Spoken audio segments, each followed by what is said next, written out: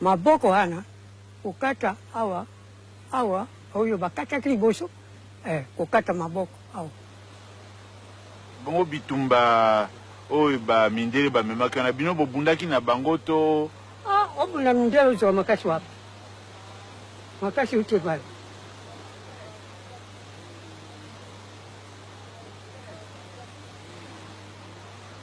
mindelo ya kauchu bazalaki mpenza bato mabe nde mabe elutaki koluta mabe kokoto na zamba bokoti na zamba te bokobika wapi eyaki likambo monene. bongo wana bazosenga bomemelaka bango kauchu ntango nyonso kauchu tomonaki mpasi mpenza.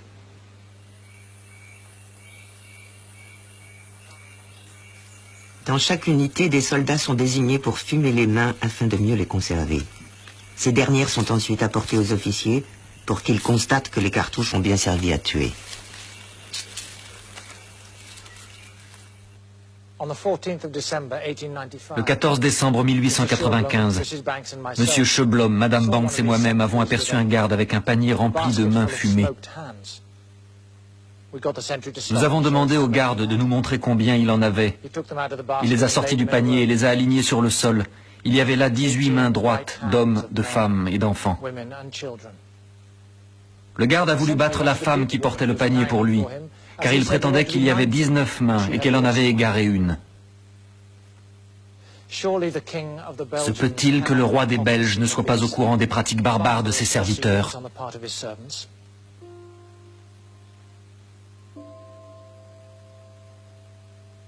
Une lettre confidentielle transmise par un officier de la cour au chef de l'exécutif de l'État indépendant du Congo révèle que Léopold est profondément irrité de se voir critiqué pour les cruautés perpétrées au Congo. Mais le roi poursuit en écrivant « Je sais que des atrocités se commettent au Congo. Il est inutile d'essayer de nier. » On a tout lieu de penser qu'il était au courant. Peut-être pas de tous les détails, mais il savait que le système mis en place pour exploiter le caoutchouc avait d'horribles conséquences. Alors Léopold considérait-il cela comme horrible? Sans doute pas. Il devait se dire que c'était le prix à payer pour le développement économique. Il ne s'en souciait guère. Ce qui comptait pour lui, c'était les bénéfices qu'il en tirait.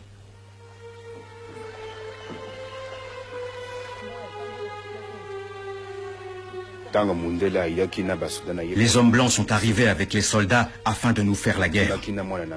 J'ai fui avec mon petit garçon sur les épaules. Une balle a sifflé à mes oreilles. Elle ne m'a pas touché, mais je suis tombé par terre.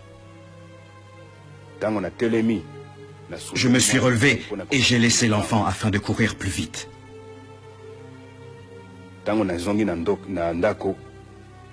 Lorsque je suis revenu, il était dans les bras de mon frère.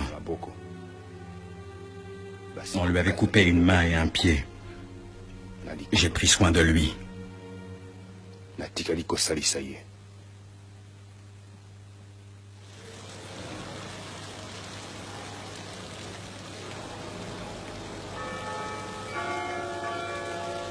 Le caoutchouc du Congo est livré dans le port d'Anvers.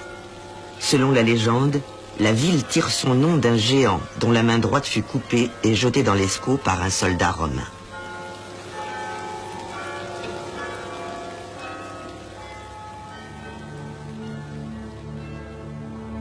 À Anvers, on fait rarement le rapprochement entre le symbole de la ville et les mains coupées au Congo. Comme si les crimes dans ce pays étaient oubliés, ou pire, n'avaient jamais existé.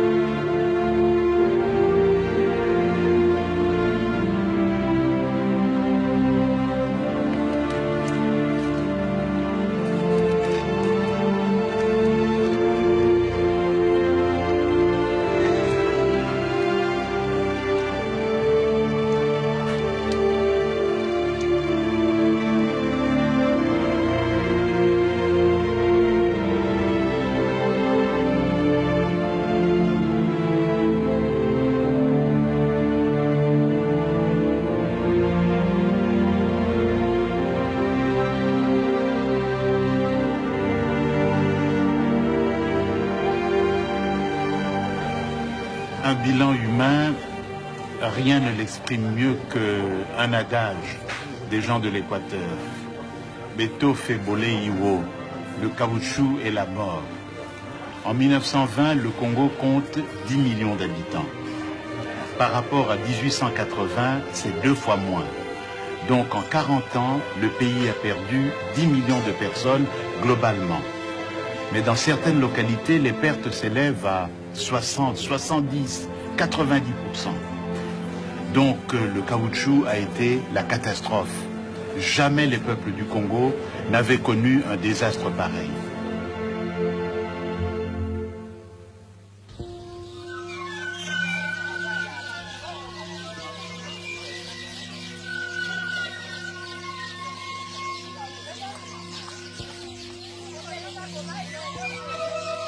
Un grand nombre d'atrocités sont commises dans la province de l'Équateur. Léopold II a divisé le Congo en districts. Chacun est sous l'autorité d'un commissaire, le plus souvent recruté et payé par l'armée belge. L'Équateur est sous l'autorité d'un officiel considéré comme un des personnages les plus infâmes de l'État indépendant du Congo.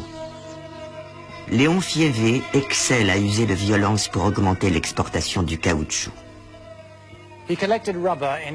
Il récoltait d'énormes quantités de caoutchouc, au rythme d'1 tonne par jour, dit-on. Des rapports sur le Congo affirment qu'il a fait mutiler plus de 1000 indigènes. On rapporte aussi qu'il se vantait de ses actes de cruauté. Les conséquences de cette violence sont toujours visibles aujourd'hui, car des milliers d'indigènes ont fui le district et n'y sont jamais revenus. En 1896, le baron Théophile Waïs, gouverneur général du Congo, fait une visite officielle dans le district de l'Équateur et le qualifie de pays des horreurs. Léon Fiévé ne ressent pas le moindre remords de son impitoyable violence. Il sait pertinemment que la seule raison d'être de l'État indépendant du Congo est de rapporter de l'argent avec le commerce du caoutchouc. Pour Léopold II, Fiévé est l'employé parfait. Il est dévoué, efficace et ingénieux. Je réunis les chefs des villages voisins et leur ordonne de me rapporter un certain nombre de chikwang, du poisson, etc. Au jour convenu, pas de chikwang. Devant cette mauvaise volonté manifeste, je leur fais la guerre. Un exemple suffit, sans tête tranchée, et depuis lors les vivres abondent dans la station. Mon but est en somme humanitaire. Je supprime 100 existences, mais cela permet à 500 autres de vivre.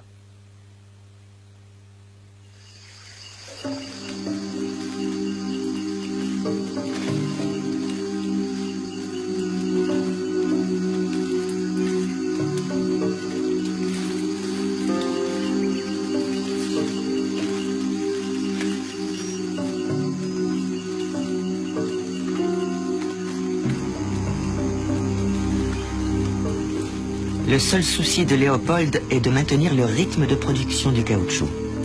Mais pour que les Congolais travaillent dur, il faut que les agents du roi travaillent dur aussi. Un courrier confidentiel parvient au gouverneur général. Léopold transmet sa cupidité à ses agents. L'État décide de leur verser une gratification pour stimuler leur zèle.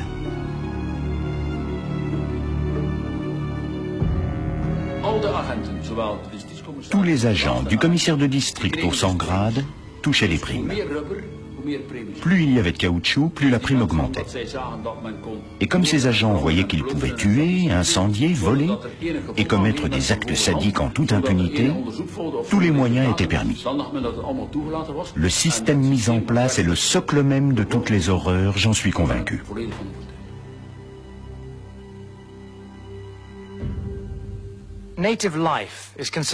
La vie des indigènes n'a aucune valeur aux yeux des Belges. Pas étonnant que les autorités soient détestées. Elles parlent de philanthropie et de civilisation. Où donc ?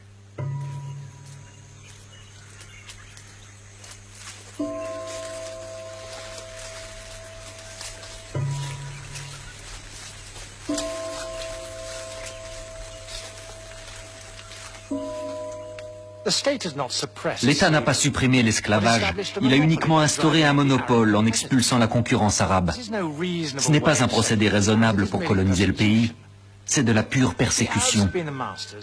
Si les Arabes avaient été les maîtres, on les accuserait de trafic inique de chair humaine.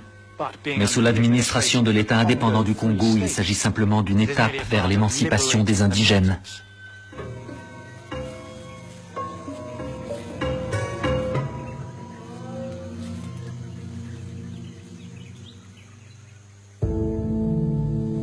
Charles Stokes, un marchand britannique travaillant pour les Allemands, est à l'origine du premier problème politique sérieux du roi. Léopold protège jalousement son commerce exclusif au Congo, en totale contradiction avec les accords signés par les puissances européennes à Berlin. Le roi donne l'ordre de défendre sans concession le monopole. Stokes est arrêté pour commerce illégal dans l'État indépendant du Congo et condamné à mort par Hubert Lothaire, un officier tristement célèbre.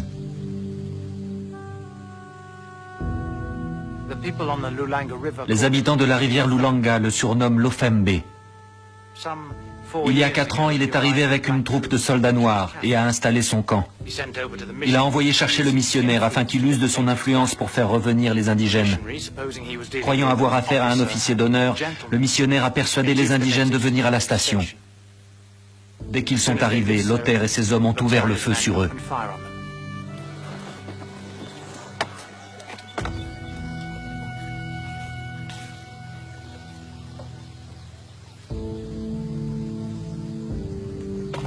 La pendaison du marchand européen est une erreur politique. Jusque-là, les victimes dans l'État indépendant du Congo étaient toutes africaines. L'indignation en Grande-Bretagne et en Allemagne est immense. Le roi est contraint de verser un dédommagement aux 2 pays. Désormais, les puissances européennes surveillent particulièrement Léopold.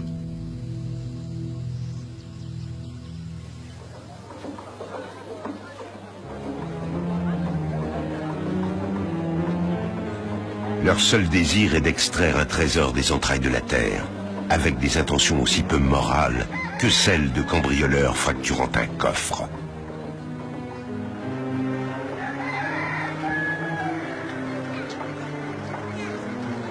Léopold se voit contraint d'ouvrir le Congo au commerce international, comme convenu avec les puissances européennes à Berlin. Sa parade est néanmoins déjà prête. Il ouvre de nouvelles concessions pour l'exploitation du caoutchouc. Il proclame que le Congo s'ouvre à la concurrence. Mais il impose ses hommes au conseil d'administration des nouvelles entreprises et exige 50% des bénéfices. Une concession à Bazankusu est cédée à la société Abir, Anglo-Belgian Indian Rubber Company. Ici, le caoutchouc est séché avant d'être envoyé par bateau à Anvers. Les compagnies concessionnaires se montrent ingénieuses pour maximiser les profits.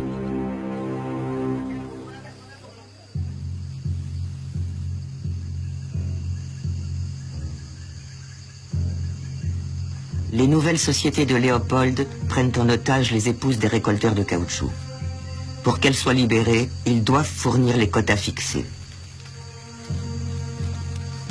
Les autorités et le roi en personne sont parfaitement au courant du système des otages mis en place par les sociétés concessionnaires.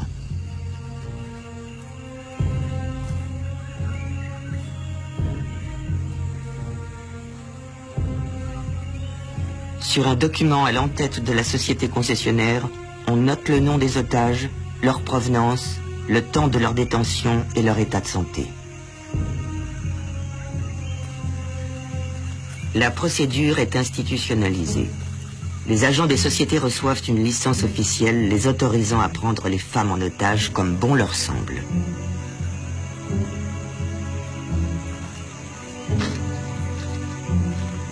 Les femmes prises à la dernière palabre d'Enquetra me donnent du fil à retordre. Tous les soldats voudraient en avoir une. Les sentinelles chargées de la surveillance des chaînes libèrent les plus jolies et les violent.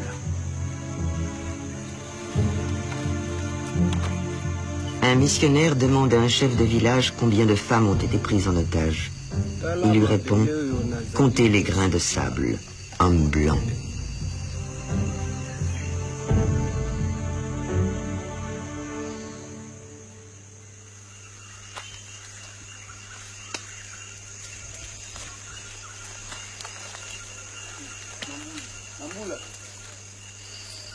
Toi, le mwanja.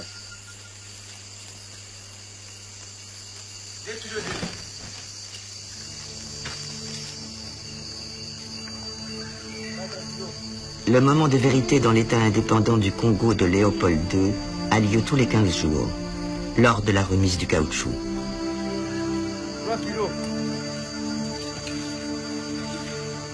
L'État parle de récolte et de commerce du caoutchouc, mais la réalité est tout autre.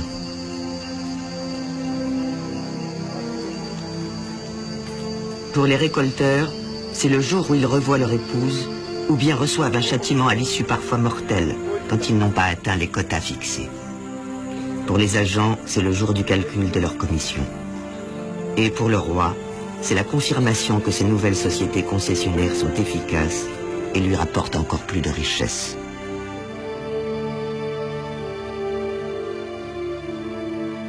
En 6 ans, les profits nets s'élèvent à 720 000 livres pour un capital souscrit de 9 300 livres environ. Et l'action achetée 4 livres rapporte 335 livres. Mais le roi a un appétit d'ogre, insatiable. Il veut toujours plus. En fait, si le roi devient riche, la Belgique aussi devient riche. Donc ce que Léopold II transmet à la Belgique, ce n'est pas seulement le Congo. C'est aussi le système des compagnies concessionnaires avec toute leur force de corruption et aussi avec tous les abus qui leur sont associés.